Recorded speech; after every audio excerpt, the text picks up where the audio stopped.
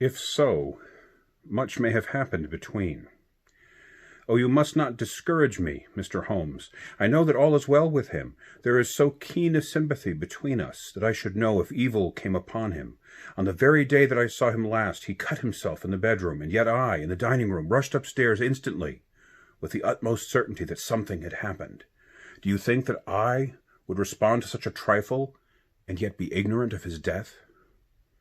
I have seen too much not to know that the impression of a woman may be more valuable than the conclusion of an analytical reasoner.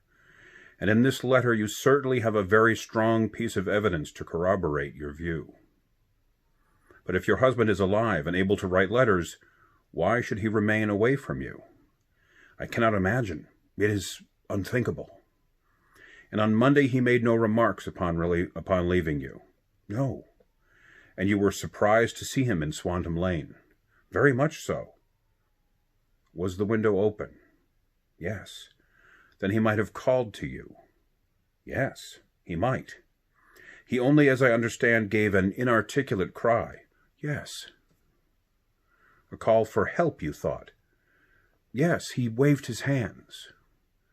But it might have been a cry of surprise. Astonishment at the unexpected sight of you might cause him to throw up his hands. It is possible. And you thought he was pulled back. He disappeared so suddenly. He might have leaped back. You did not see anyone else in the room.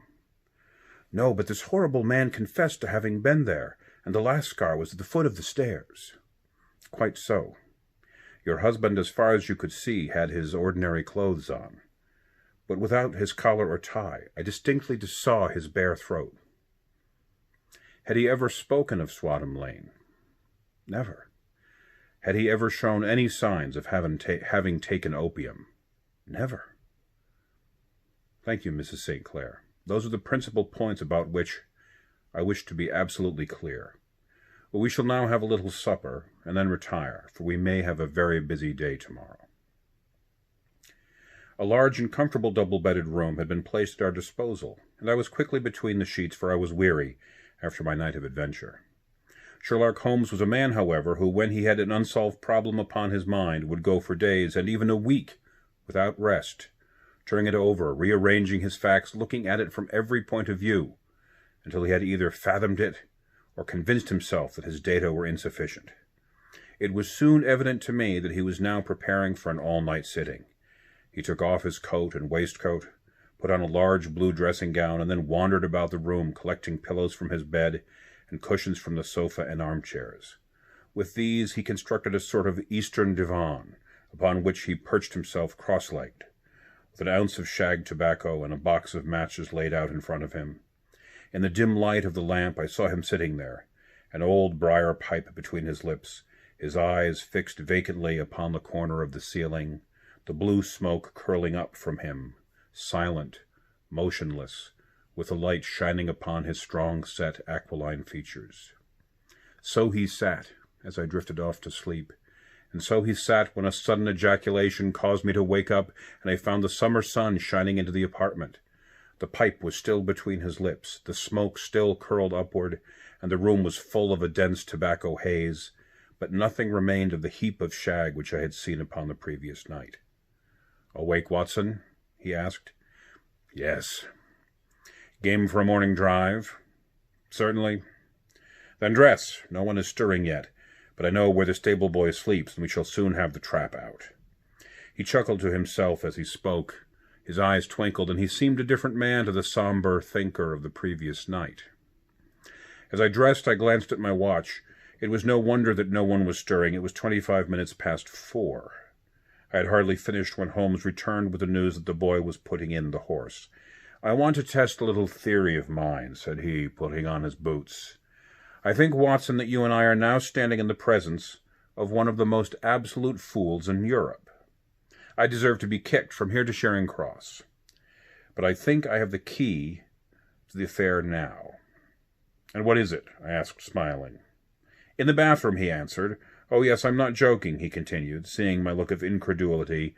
"I have just been there, and I have taken it out, and I have got it in this Gladstone bag. Come on, my boy, and we shall see whether it will fit the lock. We made our way downstairs as quietly as possible and out into the bright morning sunshine. In the road stood our horse and trap, with the half-clad stable boy waiting at the head. We both sprang in, and away we dashed on the London road. A few country carts were stirring, bearing in vegetables to the metropolis, but the lines of villas on either side were as silent and lifeless as some city in a dream. It has been, in some points, a singular case, said Holmes, flicking the horse into a gallop. I confess that I have been as blind as a mole, but it is better to learn wisdom late than never to learn it at all.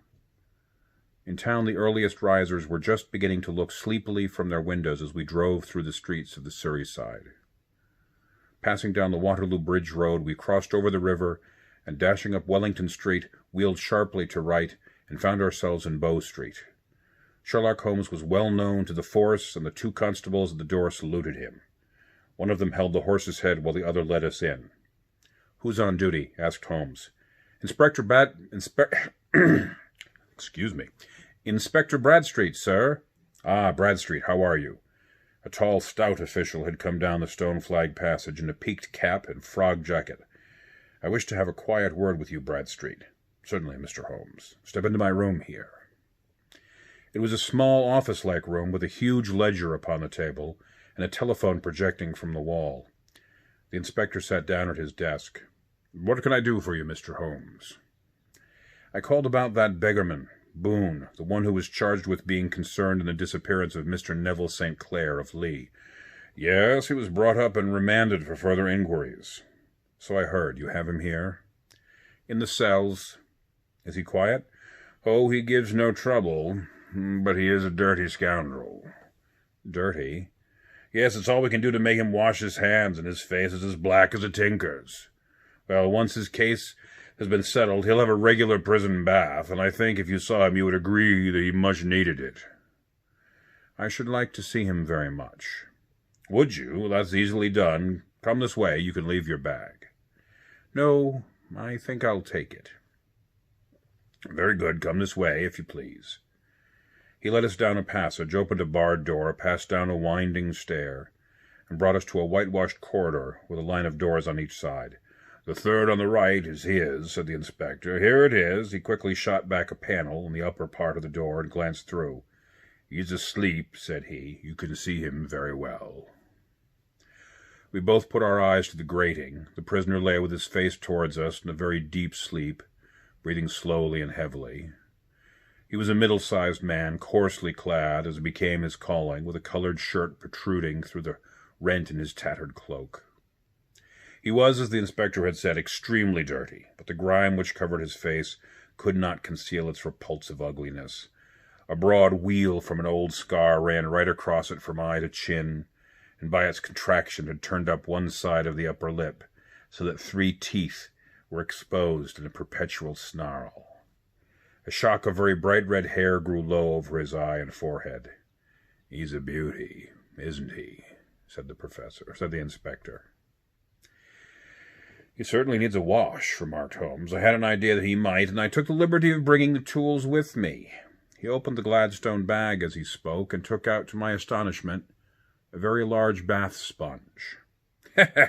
"You're a funny one," said the inspector. "Now, if you'll have the great goodness to open that door very quietly, we will soon make him cut a much more respectable figure." "Well, I don't know why not," said the inspector. "He doesn't look a credit to the Bow Street cells, does he?" He slipped his key into the lock, and we all very quietly entered the cell. The sleeper half turned and settled down once more into a deep slumber. Holmes stooped to the water jug, moistened his sponge, and then rubbed it twice vigorously across and down the prisoner's face. "Let me introduce you," he shouted, "to Mr. Neville St. Clair of Lee, in the county of Kent." Never in my life have I seen such a sight. The man's face peeled off under the sponge like the bark from a tree. Gone was the coarse brown tint. Gone, too, was the horrid scar which had seamed it across, and the twisted lip which had given the repulsive sneer to the face. A twitch brought away the tangled red hair, and there, sitting up in his bed, was a pale, sad-faced, refined-looking man, black-haired and smooth-skinned, rubbing his eyes and staring about him with sleepy bewilderment. Then, suddenly realizing the exposure, he broke into a scream and threw himself down with his face to the pillow. "Great heavens!" cried the inspector. "It is indeed the missing man. I know him from the photograph." The prisoner turned with the reckless air of a man who abandons himself to his destiny. "Be it so," said he, "and pray, what am I charged with?" "With making away with Mr. Neville St. Oh. Come. Well, you can't be charged with that unless you make a case of attempted suicide of it," said the inspector with a grin. "Well, I've been 27 years in the force, but this really takes the cake." "If I am Mr. Neville St. Clair, then it is obvious that no crime has been committed, and that, therefore, I am illegally detained." "No crime, but a very great error has been committed," said Holmes. "You would have done better to have trusted your wife." "It was not the wife, it was the children," groaned the prisoner. "God help me, I would not have them ashamed of their father. My God, what an exposure! What can I do?" Sherlock Holmes sat down beside him on the couch and patted him kindly on the shoulder. "If you leave it to a court of law to clear the matter up," said he, "of course you can hardly avoid publicity. On the other hand, if you convince the police authorities that there is no possible case against you, I do not know that there is any reason that the details should find their way into the papers. Inspector Bradstreet would, I am sure, make notes upon anything which you might tell us and submit it to the proper authorities. The case would never then go into court at all." "God bless you," cried the prisoner passionately. "I would have endured imprisonment, aye, even execution, rather than have left my miserable secret as a family blot to my children. You are the very first who has ever heard my story. My father was a schoolmaster in Chesterfield, where I received an excellent education.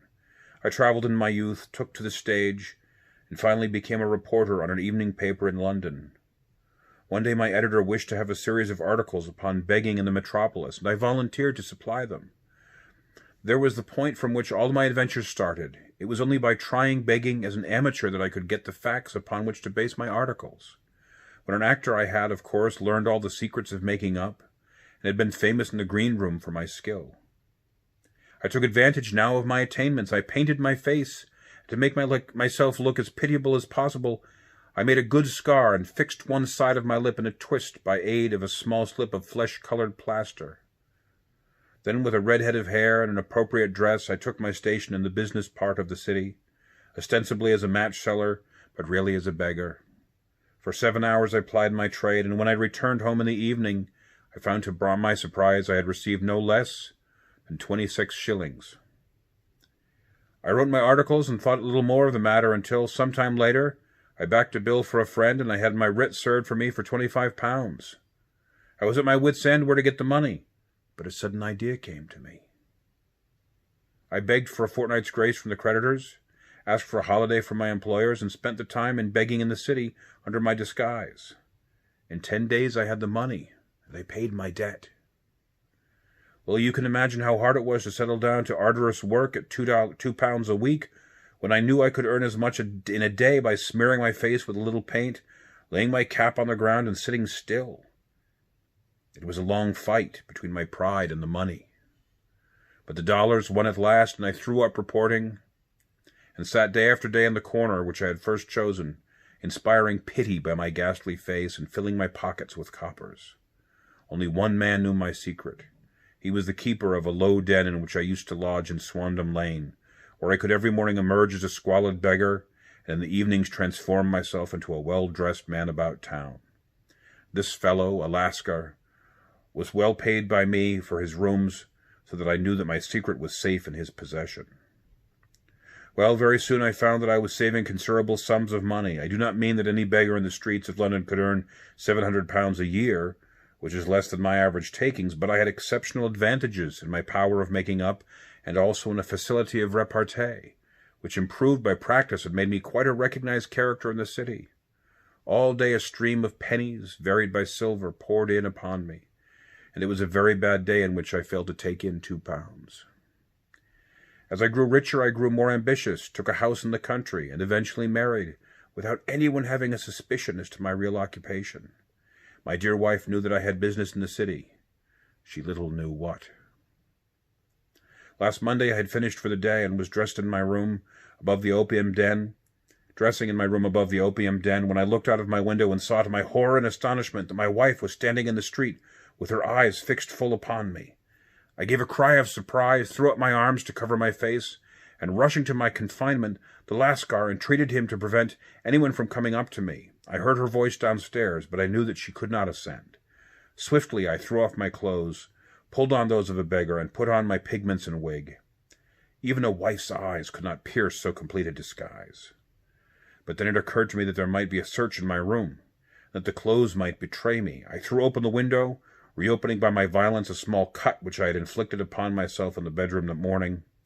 Then I seized my coat, which was weighted by the coppers which I had just transferred to it from the leather bag in which I carried my takings. I hurled it out the window, and it disappeared into the Thames. The other clothes would have followed, but at that moment there was a rush of constables on the stair, and a few minutes after I found, rather I confess to my relief, that instead of being identified as Mr. Neville St. Clair, I was arrested as his murderer. I do not know that there is anything else for me to explain. I was determined to preserve my disguise as long as possible, and hence my preference for a dirty face.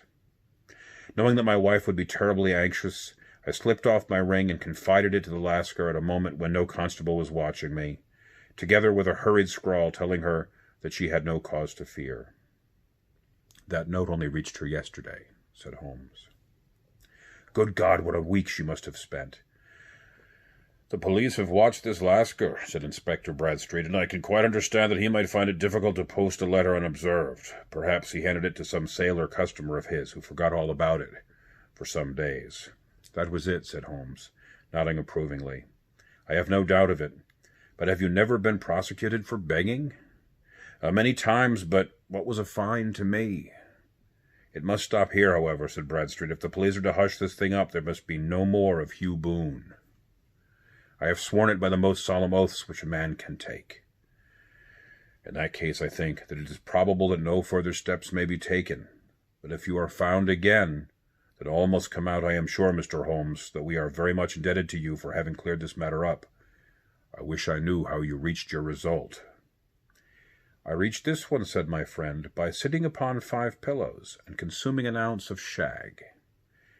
I think, Watson, that if we drive to Baker Street, we shall be just in time for breakfast."